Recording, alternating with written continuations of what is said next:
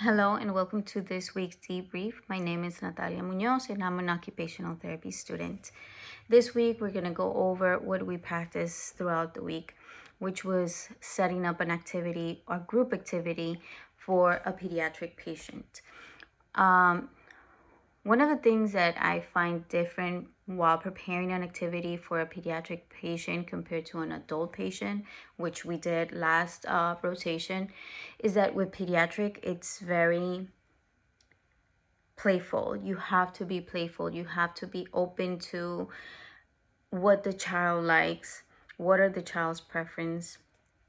And then compared to an adult, I feel personally that it's a little bit more serious, more structured. You come in with a set of questions and you expect to get the answers and then you go from there.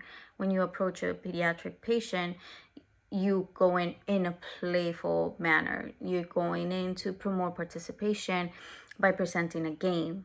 What are the challenges that you can face during a group activity with a child?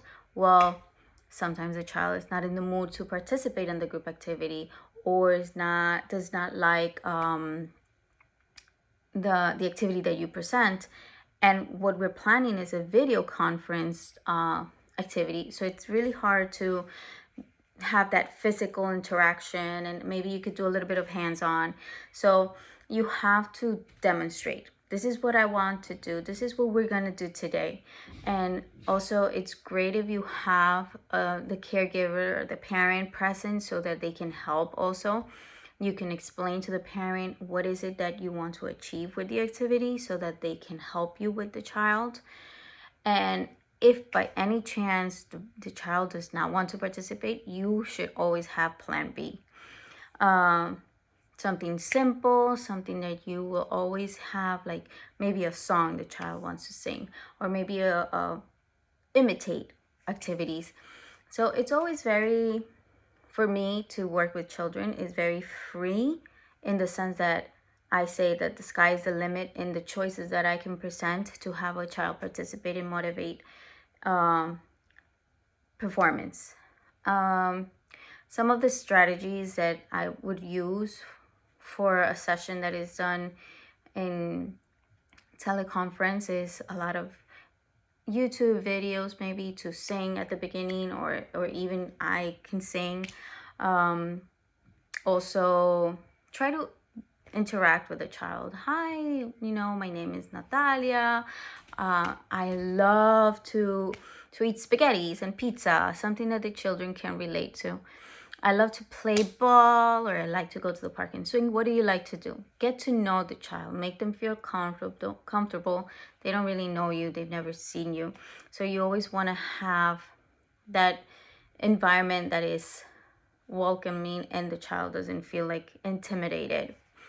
Also, it could be stressful for the parents because they don't know exactly what you want from them, and it's hard for them to explain that they don't understand a word, and it's communication barrier. So you need to be very clear, simple instructions so that you can get the most out of your session.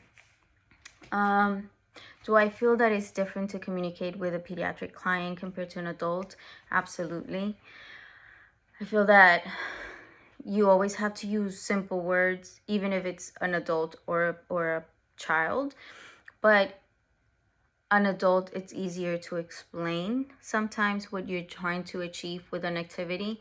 Meanwhile, with a child, you have to demonstrate, you have to be active, you have to be, like that, have that energy so that the child is interested in what you're saying. If you sound very boring, or like, same kind of tone, the child is going to get easily distracted. They're going to lose interest. So it's always important to communicate at the level of the patient. Use simple words, use visual cues, and demonstrate what is it that you want, and be playful so that the child can understand. Meanwhile, an adult, it's a little bit more of a communication that you can say, okay, this is what we're going to do. And 90% of the chances, if the client has a good level of cognition, they will understand. Now, what strategies can I use for a pediatric child, a client, to enhance communication. I think pictures are great. Sign language, always teaching them and do gestures so that they can see and understand what is it that you want. And then also use the AAC devices, which are electronical. A lot of children now use iPads most of the time to play and interact. So that's another way of using an assistive device to communicate with the child. Another thing that I think is important is to be very patient. Give the child enough time to answer, because it might be that they're processing the information that you're giving them, and they need to understand what do you want, what are you saying, so that they can answer back. So give the child time to process and to elaborate a response and give you feedback. If you feel that it's not working, then be more visual, demonstrate. If you're using teleconference, there's always pictures that you can use and say, okay, we're going to jump, and then you can bring up a picture of a child jumping, or we're going to go brush teeth, and then put a picture of the child brushing teeth, so it's easier for them to see and understand. And that's about it for this week. Thank you for joining me, and have a great week.